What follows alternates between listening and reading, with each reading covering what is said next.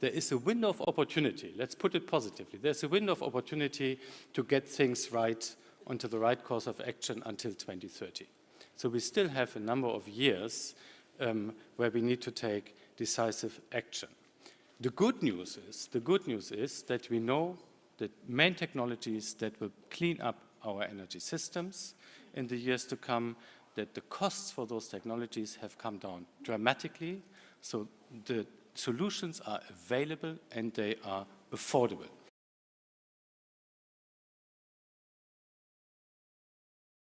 One of the things we do is referred at as Balkan barometer, fully in compliance with Eurobarometer, but we are covering 6 West Balkan economies. And we were actually, I honestly say, pleasantly surprised in the most recent one, which is on our web, the 4th in a row, Balkan barometer, that there is actually more of a knowledge and interest among the ordinary people than we thought. So the figures are, in 2018, 76% of our citizens in the region of the Western Balkans perceive climate change as a problem. So there is at least a basic level that something is happening, basic level of knowledge and understanding. Besides, as we do public survey and CEOs, it is a particular survey. We interview 1,400 CEOs from the region because we want to see what does the business community see in different areas. I mean, this is only one of the areas we are interviewing them about. So 71% of the businesses already undertook certain measures to reduce harmful impact on their business.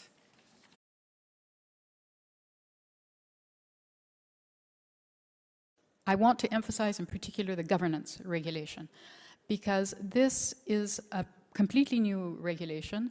It requires member states to introduce national energy and climate plans. These energy and climate plans are particularly important because under the targets for 2030, for renewables, for energy efficiency, for example, we no longer have individual member state targets. These are targets at EU level. So they have to be reached through common and coordinated efforts altogether. So these plans also have to be discussed at regional level, and they have to be discussed with stakeholders. So the stakeholder conversation and consultation is particularly important in the development of these plans. And these plans are in draft form, supposed to be submitted by the end of this year.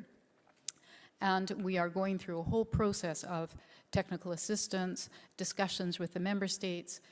Sweden has already submitted an unofficial draft version, which has been very useful for many reasons, because it allowed all of us to look at it in a bit more detail, to discuss with others how should we approach these things, what should be done. So this whole process is going forward. Those plans, as I said, are important for making sure we meet the 2030 targets, but they're also very important, as I said, because of the stakeholder engagement, to make sure that industry, civil society, etc., has their contribution to what's going on. But they're particularly important because it gives a view to future investors as to where individual member states are planning to go in their clean energy transition over the next years. And this is important to bring not only private sector funding, but also because it's also linked, we hope, to the next multi-annual financial framework. What we want to do is make sure that those plans, once adopted, once finalized, are also consistent with the next EU funding framework, so that the funds that are coming from Europe are consistent with the moves towards meeting those positive targets.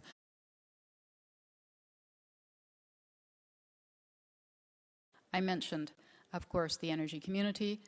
This legislation that is being finalized now in Europe will, of course, also have to be adopted and brought into the books of the energy community members by definition, by law, as a result of the treaty obligations.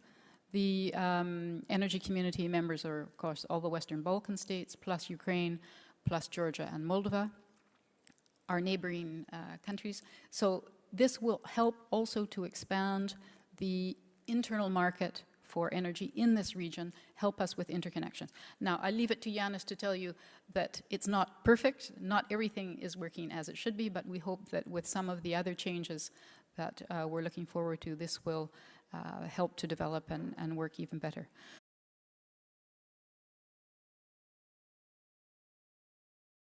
And EU is only one member state, and all the others are light blue. As Megan already said, this was created years ago to create an internal energy market. So our contracting parties are officially members of internal energy market, and everything should be the same as it is in EU.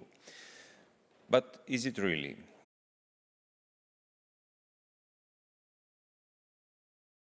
First one is resistance to really liberalize electricity markets.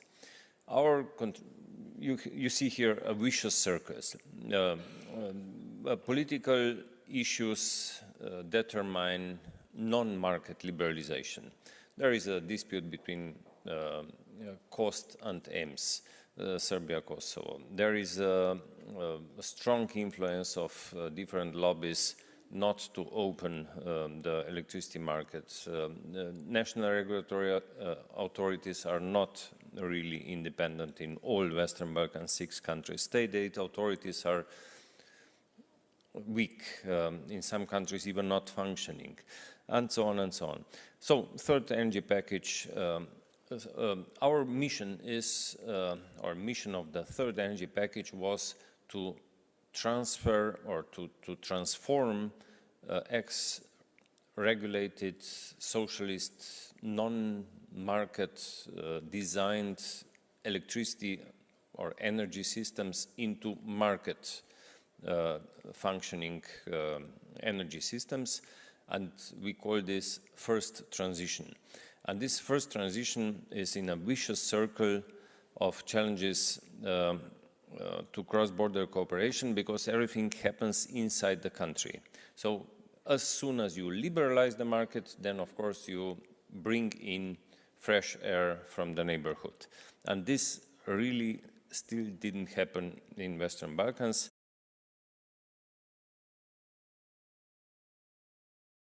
There is a huge legal gap between EU and the energy community, which is important for functioning or non-functioning of a really integrated internal energy market.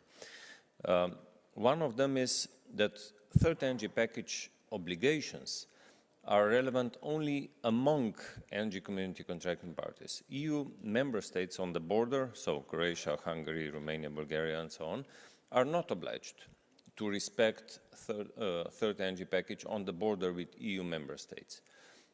This is somehow very unfair, and it's also inefficient for them.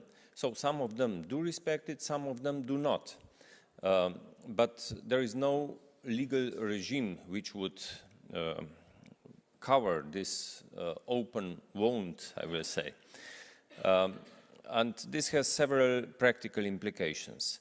I will not go into specifics, but one of the legal gaps is also missing a key. So we have third energy package, we have renewables directive, we have energy efficiency directive and so on, but we don't have many things which are urgently needed to really talk about integrated internal energy market.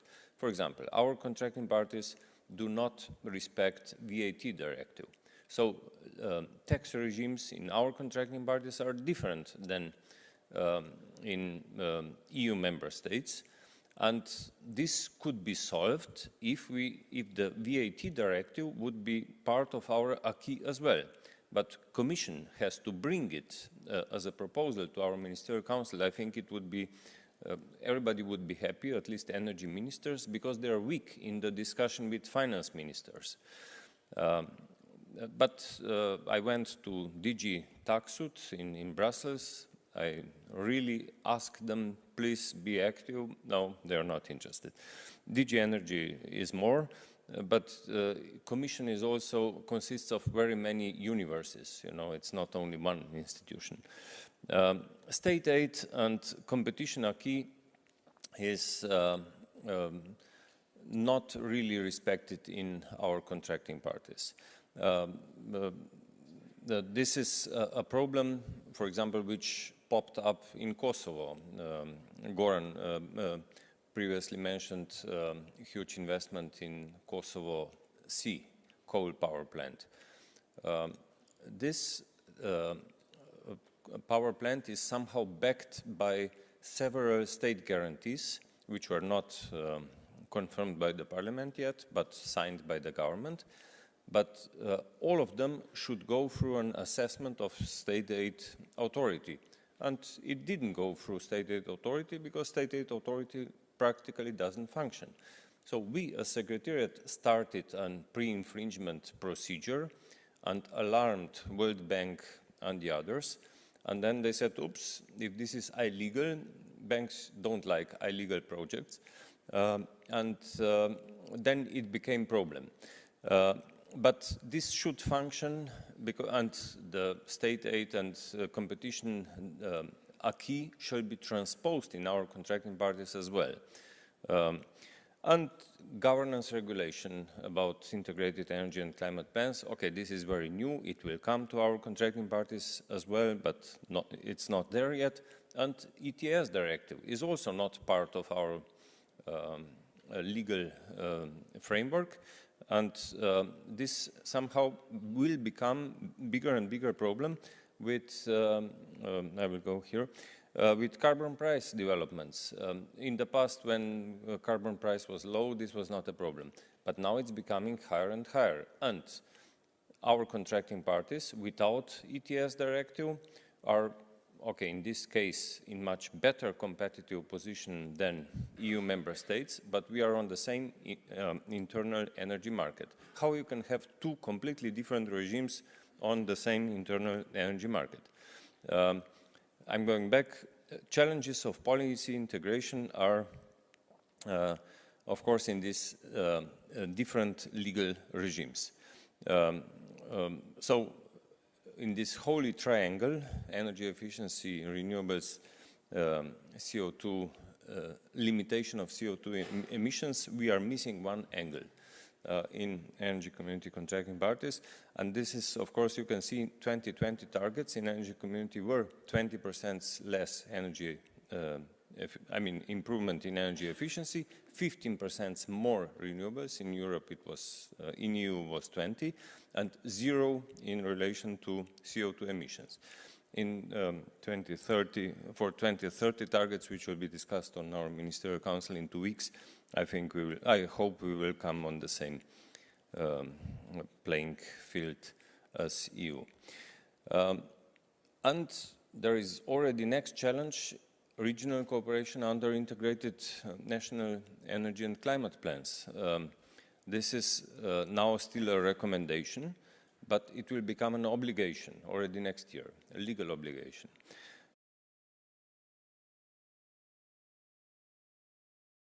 So only actions out of all this, what I made. So make electricity regional, liberalize national markets, kick EU to unite internal energy market with a key area, because all this is a key area and it shall be completed.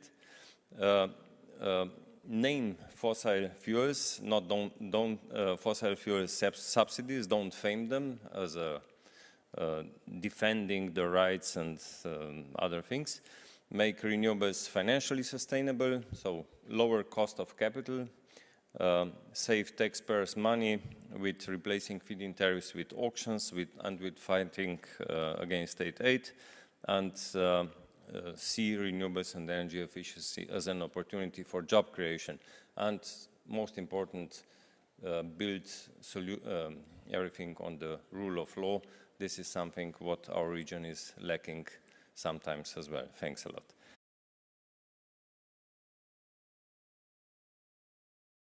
We are not speaking about cost of capital. We are speaking about we don't need renewable anymore because they realize renewable are cheap, but they don't know how to handle them. So the big barrier is the cultural gap.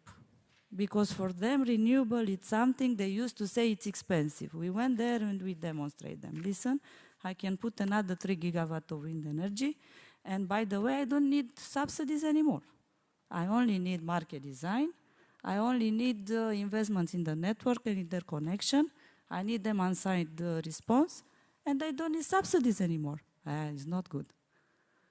No, this is not good. They want us to be expensive. They want us to be a problem.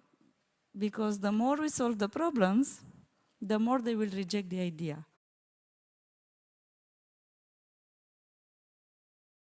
Holding here is the Greek NEP first draft.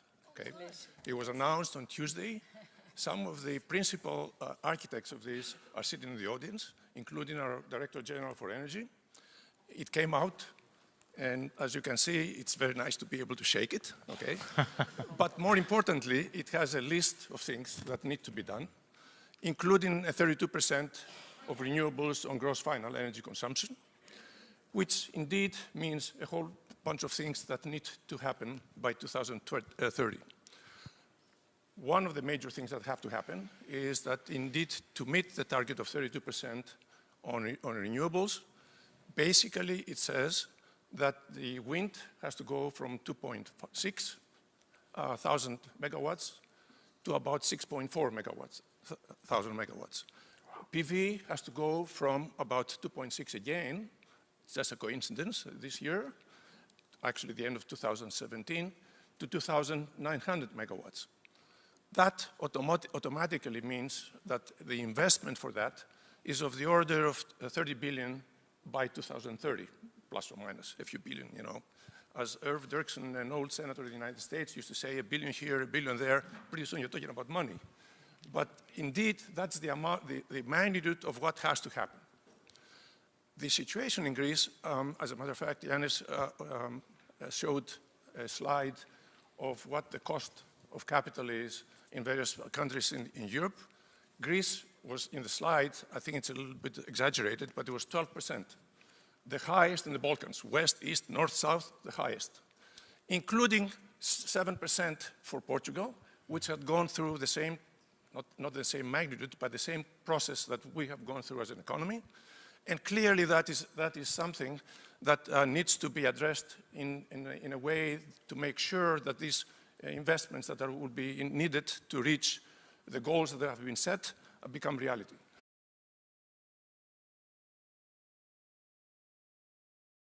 But it is a problem, and it's clear that the future is not in coal.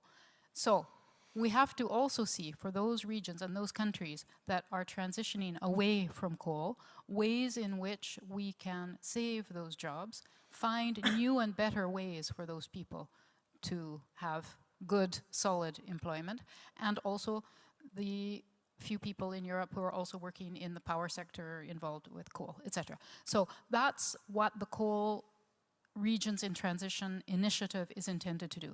It is intended to bring together at regional basis, not at national basis, but at regional basis, those regions where coal mining and coal production and coal use is still very important, to try to find ways to identify better solutions for jobs for those people, other ways of keeping the economy going. And as I said at the beginning, if you were still here first thing this morning, it's one of the initiatives under the Clean Energy Package that's non-legislative. So, as you know, Southeast Europe is still very dependent on coal use in its energy sector. Amongst the EU member states, Slovakia, Romania, Bulgaria, and Greece are particularly heavily involved. That's Southeast Europe, because Poland, of course, is also still very heavily using coal. And amongst the energy community members, Macedonia, Bosnia-Herzegovina, Montenegro, and Serbia in particular.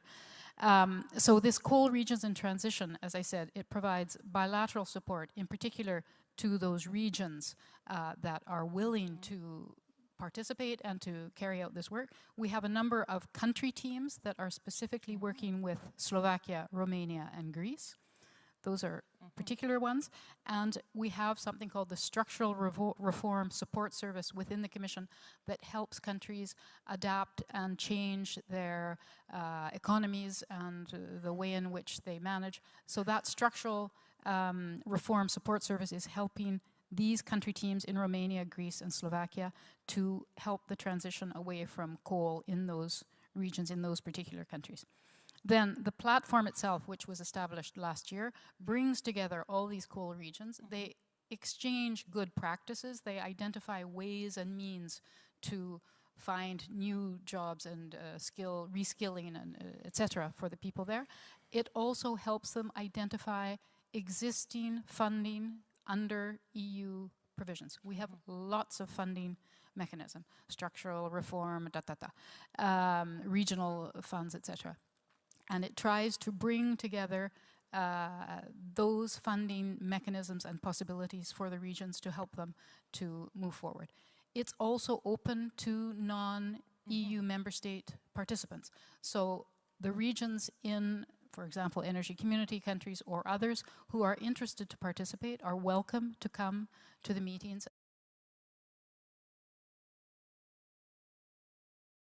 I mean, in principle, the meetings are open for the Western Balkans countries, but I think there's a big issue that needs to be discussed about funds. What would be the meaning of the countries to participate? Because which funds would they be accessing, given that most of the funds are not available to them?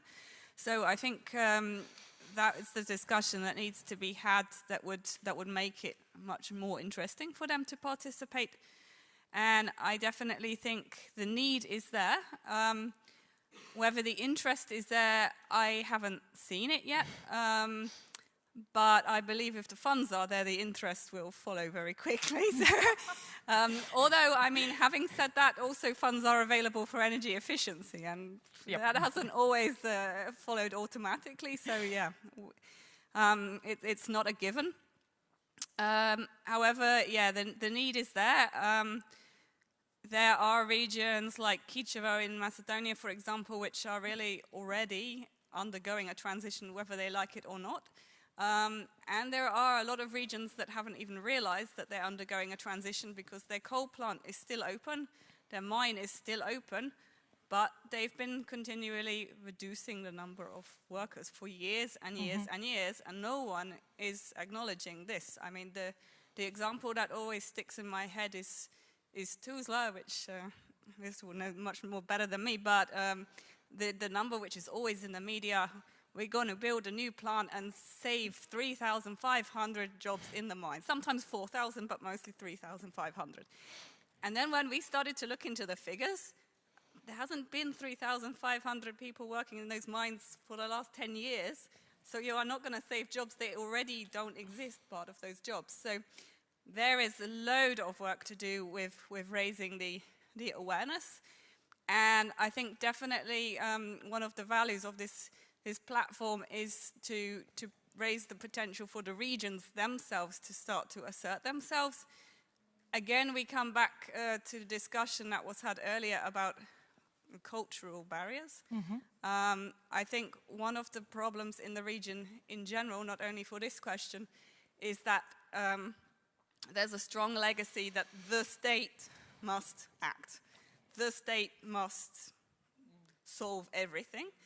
And that the regions themselves so far haven't been proactive. A lot of them are also ruled by the same parties as they're in the central government, so they're just kind of following the party line. So there are tons of cultural barriers, and as Mrs. Brands has said earlier, like the first step to doing something, to solving a problem, is to acknowledge it, and I think we are not at that process yet, unfortunately. But certainly we are working on it with our colleagues from across the region.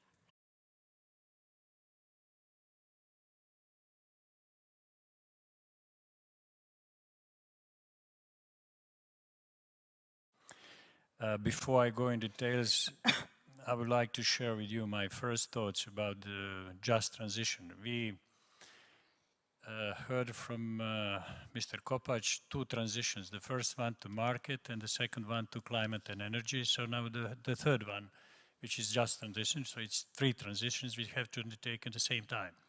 On top of that, in Bosnia and Herzegovina, we already had three transitions, from war to peace, from socialist economy to market economy, from the bigger country to smaller country, with very complex constitutional arrangements. Shall I continue, or this is enough as a framework? So in that environment, we have been organizing. It's called the Regional Energy Forum. It's basically targeting audience in Bosnia and Herzegovina. And we started that 6-7 years ago. 4 years ago, the title is clearly like that. And then we put down there small letters that people didn't recognize at the very beginning. The letters are a regional platform for energy transition. At that time, that was not the buzzword. It has become now with the obligations that is pending about national energy and climate plans. So, having gone through those transitions, we have gone through one just transition, at least in my town. The whole chemical industry, which was much stronger than mining and the power industry, doesn't exist anymore. Because of the war, the industry was just destroyed. We succeeded to replace that with certain elements which are from the blueprints, tourism, IT, etc., etc. Thanks to the size of the region, which is 300,000 people, to the existence of the university, to many, many things which are very important. And my point is, the regions are very different, very, very different. Countries are very different.